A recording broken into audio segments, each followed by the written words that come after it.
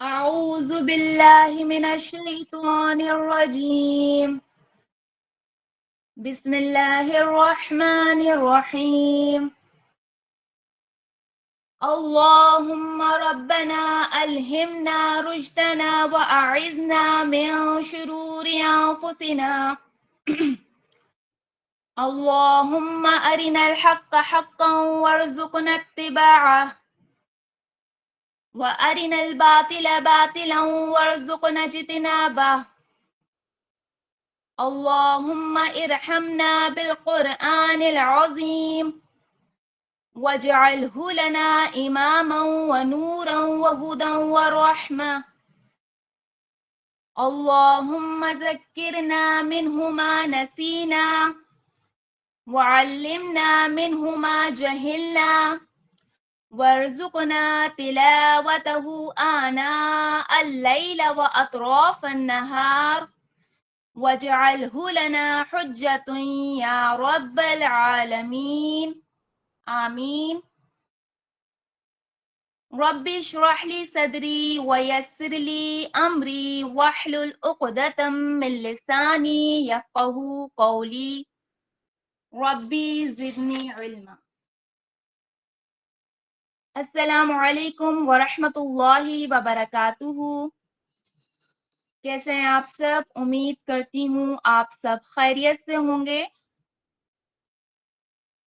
تو last lecture میں ہم نے مخارج الحروف کا آغاز کیا، اس کو سمجھا، اس کی ترتیب کو سمجھا کہ ہمیں کس طرح مخارج سمجھنے ہیں. حروف تہجی کی ترتیب سے نہیں بلکہ اپنے مخرج کی ترتیب سے اس کو سمجھنا ہے. مخرج نمبر 1 کے بارے میں پڑھا جو ہمارا جوف دہن یعنی منہ کا خالی حصہ ہے. اس سے ہم نے 3 حروف ادا کیے: الف، واو، یا. اور یہ حروف کیا کہلاتے ہیں؟ حروف مدہ. ان مدہ کو پہچانا کہ الف سے پہلے جس حرف پر زبر آ جائے اسے الف مدہ، واو ساکن سے پہلے جس حرف پر پیش آ جائے اسے واو مدہ، اور یا ساکن سے پہلے جس حرف پر زیر آ جائے اسے یا مدہ کہتے ہیں. مخرج نمبر 2 کے لیے ہم نے حلق کے بارے میں جانا اور اس کے حصوں کے بارے میں پڑھا کہ حلق کو 3 حصوں میں تقسیم کیا گیا ہے: اقصی حلق، وسط حلق اور ادنی حلق. حلق کے ہر حصے سے ہم نے 2 حروف ادا کیے: حمزہ ہا اقصی حلق سے، عین ہا وسط حلق سے، اور غین خا ادنی حلق سے، جو ہمارے مخرج نمبر 2، 3 اور 4 رہے. اور ان حروف کو کیا کہا جاتا ہے؟ حروف حلقی، جو کہ تعداد میں 6 ہیں. آج کی کلاس میں ہم مخارج الحروف کو آگے بڑھاتے ہیں اور حروف لہاتیہ اور حروف شجریہ اس کو سمجھتے ہیں.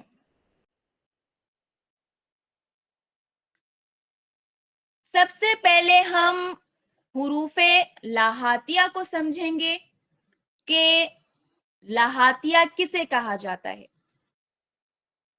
لاسٹ لیکچر میں ہم نے حروف حلقی کے بارے میں جانا تھا اور ہمیں نام سے ہی معلوم ہو گیا کہ حروف حلقی کا تعلق حلق سے ہے، یعنی حلق سے ادا ہونے والے حروف ہیں. یہاں میں اسکرین شیئر کرتی ہوں آپ کے ساتھ.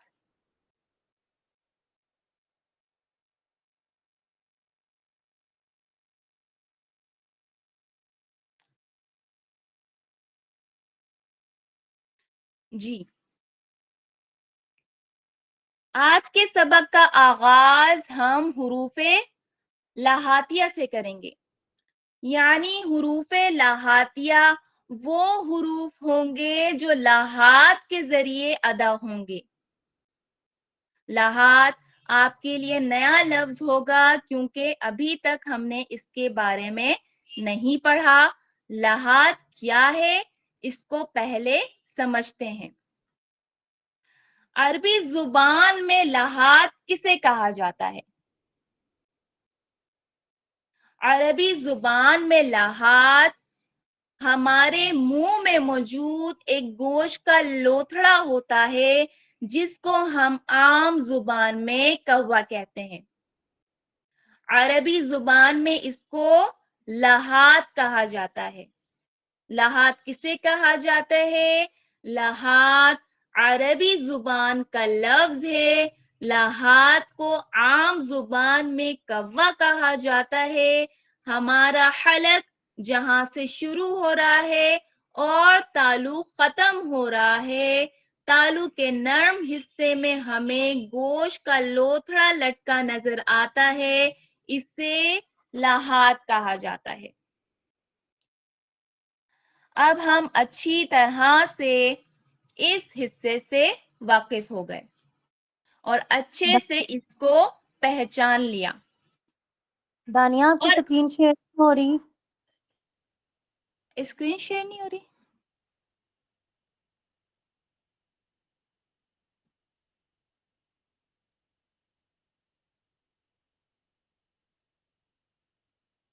ایک منٹ، اب شیئر ہو رہی ہے؟ جی اب ہو رہی ہے۔ ٹھیک ہے، ٹھیک ہے جی۔ تو اس کی مدد سے ہم حروف لاحاتیہ ادا کریں گے جو ہمارا مخرج نمبر 5 اور 6 ہے۔ لاحات کے بارے میں ایک اور چیز جان لے، لاحات یعنی جو کوا ہے اور اس کے ساتھ کا جو نرم حصہ ہے جہاں ہمارا تعلق ختم ہو رہا ہے، یہ سارا حصہ لاحات ہے۔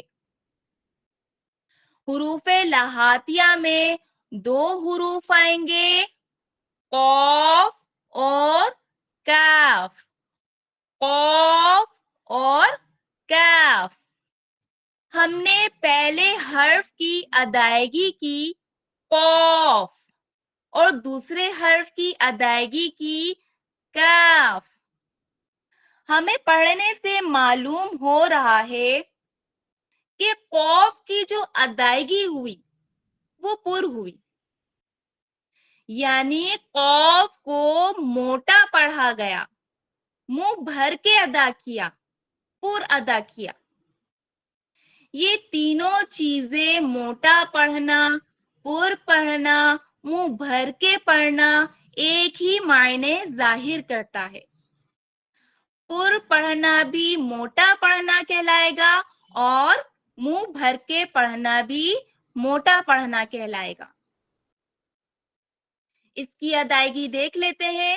جب ہماری اقصی لسان یعنی ہماری زبان کی جڑ جہاں سے زبان شروع ہو رہی ہے، اقصی لسان جب ہمارے کوے سے ٹچ ہوگی تب ہمارا مخرج نمبر 5 تیار ہوگا۔ اس کی ادائیگی کیسے کرنی ہے؟ اس کی ادائیگی منہ بھر کے کرنی ہے، آواز کو موٹا رکھنا ہے، تو ہمارا ادا ہوگا قاف، قاف۔ آواز کو موٹا کرنے کے لیے کیا کریں گے؟ آواز کو موٹا کرنے کے لیے ہم اپنے ہونٹوں کو گول کریں گے۔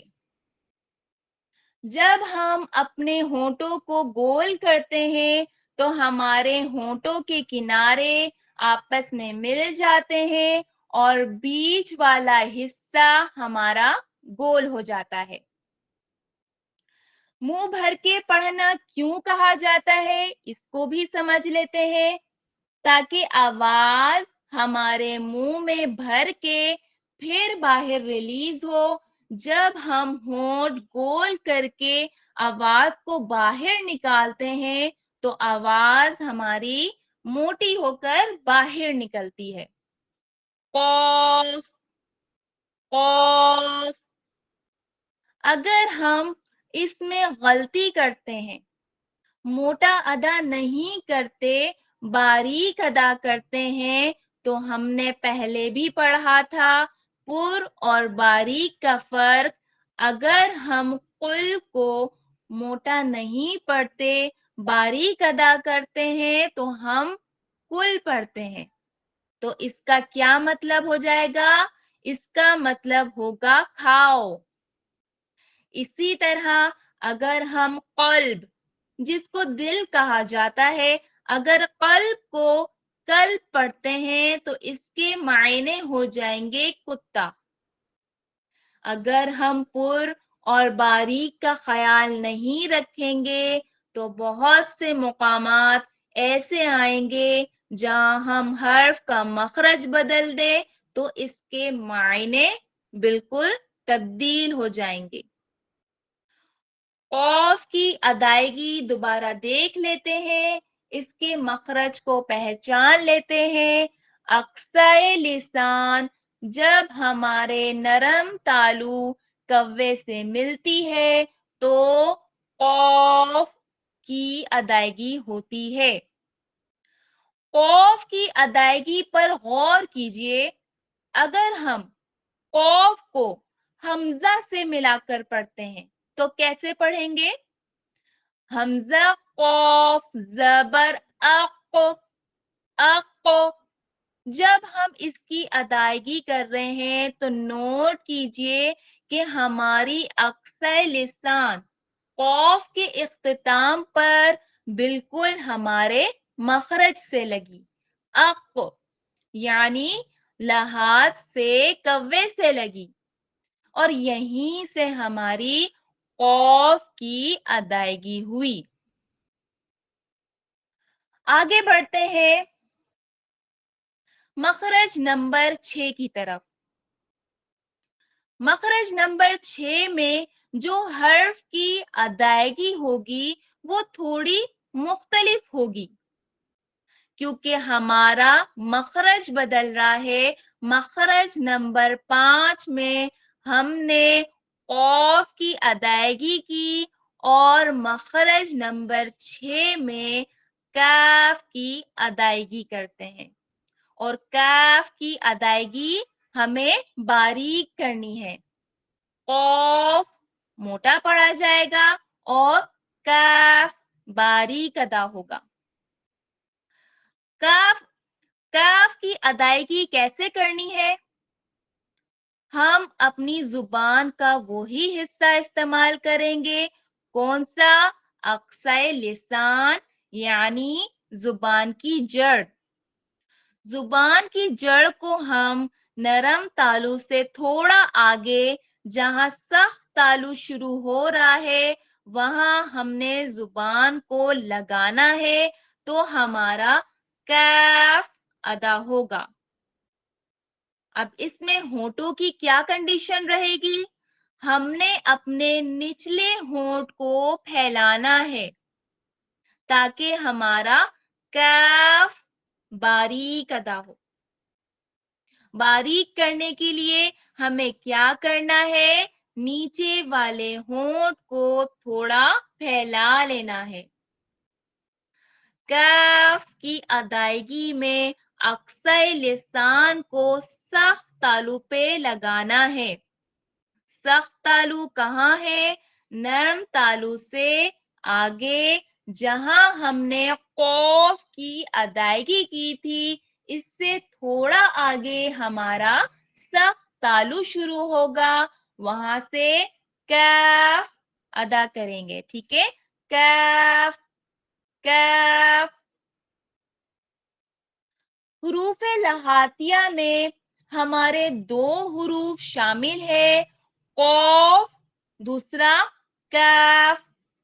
دونوں حروف کی آپ نے اچھے سے پریکٹس کرنی ہے، دونوں کی آواز کو کمپیئر کرنا ہے اس کا کیا طریقہ کار رہے گا؟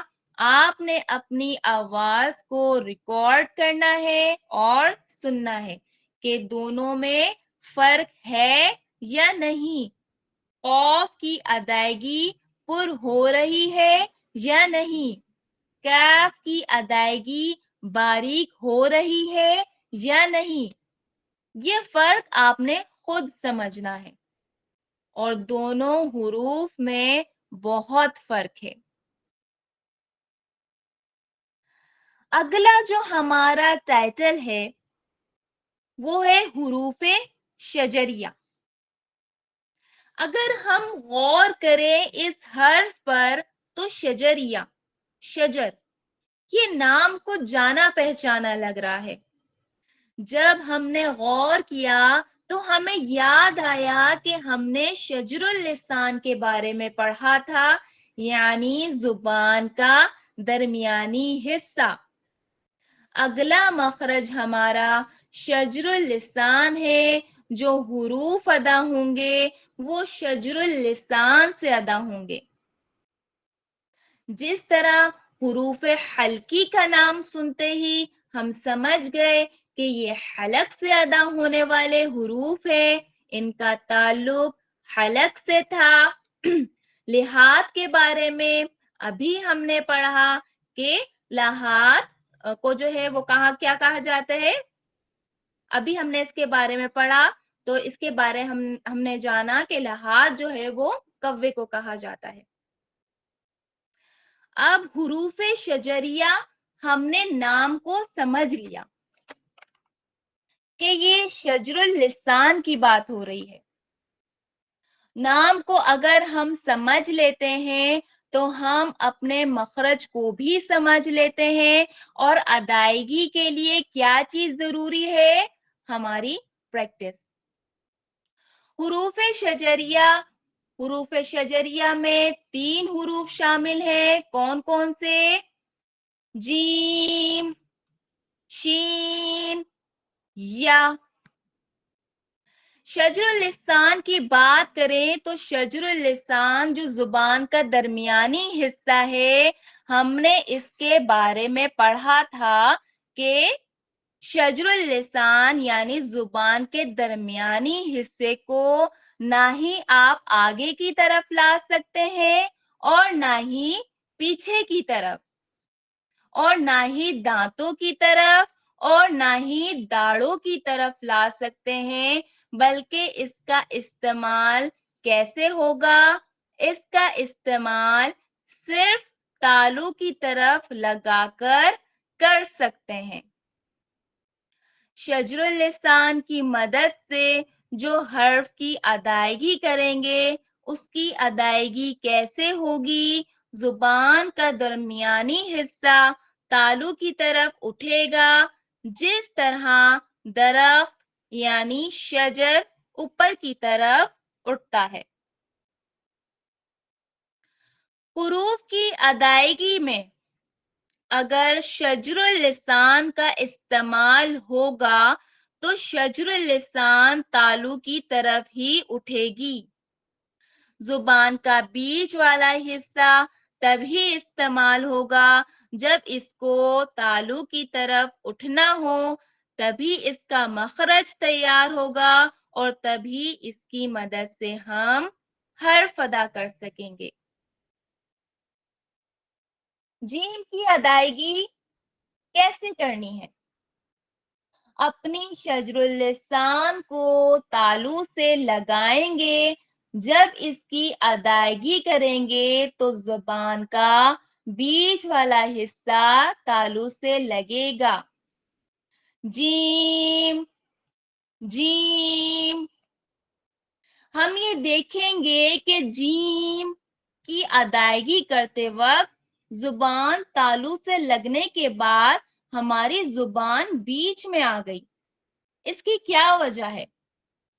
اس کی وجہ یہ ہے کہ جب ہم نے جیم کی ادائیگی کی تو ہماری شجر اللسان تالو سے لگنے کے بعد بیچ میں آئی، کیونکہ یہاں سے ہم نے کھینچنے کا عمل شروع کیا اور ہمیں معلوم ہے کہ حروف مدہ کی وجہ سے کھینچنے کا عمل ہمارا جوف دہن سے ہوتا ہے. ہم نے پڑھا جیم جیم، یہ جو کھینچنے والا ساؤنڈ آ رہا ہے جی، یا ساکن سے پہلے زیر حروف مدہ کی ادائیگی ہو رہی ہے، یعنی ہم کھینچ کر ادا کر رہے ہیں اور کھینچنے والا تمام عمل جوف دہن سے ادا ہوتا ہے. ٹھیک ہے، جیم جیم. ہمارا پڑھنا کیسا ہونا چاہیے؟ ہمارا پڑھنا اسموتھ ہونا چاہیے، کھڑے لہجے میں ہونا چاہیے، اس کی ادائیگی میں کوئی لہر نہ آئے. جیم جیم، ہم ایسے نہ پڑھیں جیم، اس کی ادائیگی غلط ہو جائے گی. آگے بڑھتے ہیں. شین شین شین. شین کی ادائیگی میں شور کی آواز تھوڑی زیادہ ہونی چاہیے. شین شین. صرف ہلکے سے ادا نہیں کرنا بلکہ طاقت لگانی ہے. ہماری کوشش نظر آنی چاہیے. ہماری آواز کے ذریعے ہمارا لہجہ بہت اسٹرانگ ہونا چاہیے. شین شین. اور اسی کے ساتھ لاسٹ حرف ہے یا. یا کی ادائیگی میں دیکھیے، اس کی ادائیگی طویل نہیں کی جاتی. اگر ہم مخرج کی ادائیگی صحیح نہیں کرتے، مخرج کو پورا نہیں پکڑتے، اسے ایسے ہی بول دیتے ہیں یا تو بس لگ رہا ہے کہ ہم نے یا پڑھ لیا ہے. تو ایسا آپ نے نہیں کرنا، ایسی غفلت نہیں کرنی ہے. جب آپ یا کی ادائیگی کریں تو آپ کا شجر اللسان تالو سے ضرور لگے. اس کی وجہ میں آپ کو بتا دیتی ہوں کہ اگر آپ نے اس کو ایسے ہی پڑھ لیا یا اور ہمیں لگ رہا ہے کہ ہم نے صحیح پڑھا کیونکہ سننے میں بھی صحیح لگ رہا ہے، تو یاد رکھیے جب آپ اعراب میں جائیں گے تو کبھی بھی اس کی ادائیگی صحیح نہیں کر سکیں گے. جب آپ اس کا مخرج صحیح سے ادا کرتی ہیں تبھی آپ کا زبر، زیر اور پیش صحیح ادا ہوتا ہے. یا یو یا یو. تو آپ نے یا کو بہت اچھے سے دھیان کے ساتھ ادا کرنا ہے. بہت اچھے سے اس کی پریکٹس کریں گے، پھر اس کو زبر، زیر اور پیش میں بھی پڑھنا ہے تاکہ آپ کا جو ہے وہ ای میں نہ جائے. اگر آپ منہ ہی منہ میں پڑھتی ہیں تو آپ کا ای میں تبدیل ہو جائے گا، جو کہ غلط ہے. اور یہ حمزہ کا ساؤنڈ ہے، حمزہ زیر ای، تو اس سے ملتا جلتا ہو جائے گا. ہمیں شجر اللسان کا استعمال کرنا ہے، اسی کے اوپر جو تالو وہاں ہے اپنی شجر اللسان کو لگایا اور یا ادا کیا. یا کیا ہماری زبان میں ایک پاور ہونی چاہیے. شجر اللسان کا استعمال ہے تو شجر اللسان پاورفل طریقے سے ہم نے ٹچ کرنی ہے، اٹھا کے. ٹھیک ہے، یا. اب آپ سر میوٹ رہتے ہوئے میرے ساتھ پڑھیے. آپ کی شجر اللسان تالو پر لگی ہے، آپ زبان کے اس حصے کو محسوس کر پا رہے ہیں. یا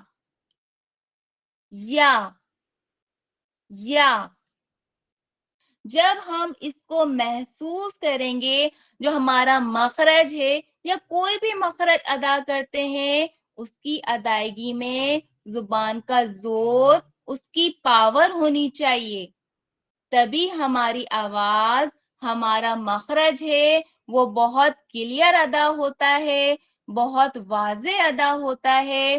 یہاں ہم اپنا 100% دیں گے، تبھی ہم اعراب میں اس کی ادائیگی اچھے سے کر سکیں گے۔